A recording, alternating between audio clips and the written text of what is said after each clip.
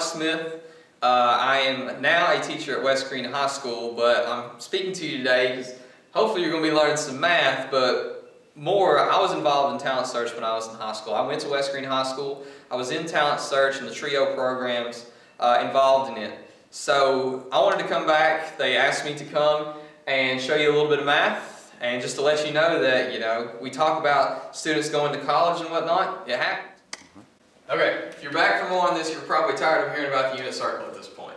But I promise this is the last thing on it, and it's just to try to clear everything up. What we're going to look at today is called reference angles. Okay, so if you noticed from the last video, I talked about this chart over here and how I had a professor who showed this to me and how it was so useful, but you're probably looking at that and saying, well, that only works for this much of the circle. Here's the good thing about the unit circle.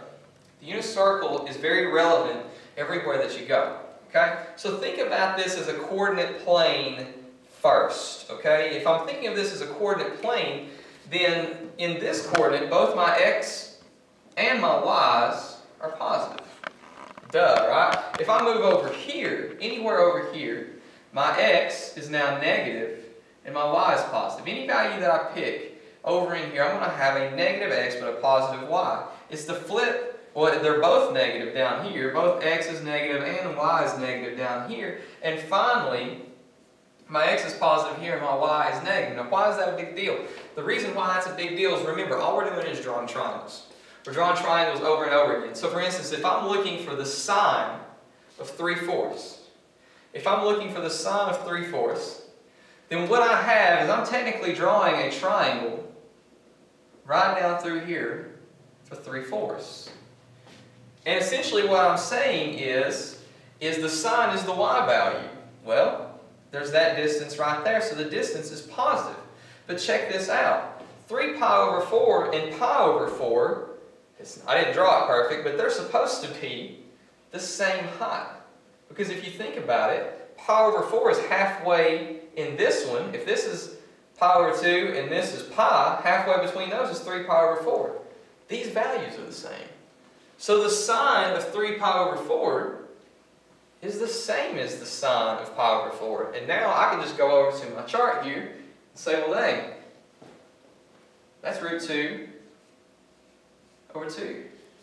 Simple enough. If I move to cosine of 5 pi over 6, same thing. I'm looking at this, 5 over 6. I'm drawing another triangle right there. I'm wanting the cosine. I'm wanting the x value. Well, where is the x value the same? Right here. This x is the same as this x. And we can see that. You can physically see that. It's the same value. The only difference now is the x is negative. The x is negative. So, what is cosine of pi over 6? It's root 3 over 2, but it's not just root 3 over 2. It may be root 3 over 2 in distance. It's negative root 3 over 2. And finally, with the tangent of 2/3, 2 pi over 3, what I'm looking for is the sine over the cosine of that, or the tangent. Well, take a look here. This is the same angle. The only difference is that now my x is negative and my y is positive. But the values are the same.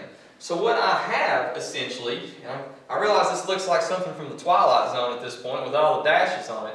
But 2 pi over 3 and pi over 3, these values are the same, just the x is different. So what am I going to get? What am I saying? I'm saying that pi over 3, the tangent, is root 3. Because my x is negative and nothing else is, that's just root 3. If I took a tangent value down here, a negative over a negative, it's going to give me a positive. And so on and so forth. Reference angles are very, very useful in regards to the unit circle. If you know this much, if you understand that chart and you can find these other things, you can find every value on here without having a single thing memorized. And that's why we do math, to have tools to help us do things that make it easier. Okay, so thanks for watching. I hope this video has been helpful to you. Take the quiz associated with this, check out some more videos, and we'll go from there. Thank you.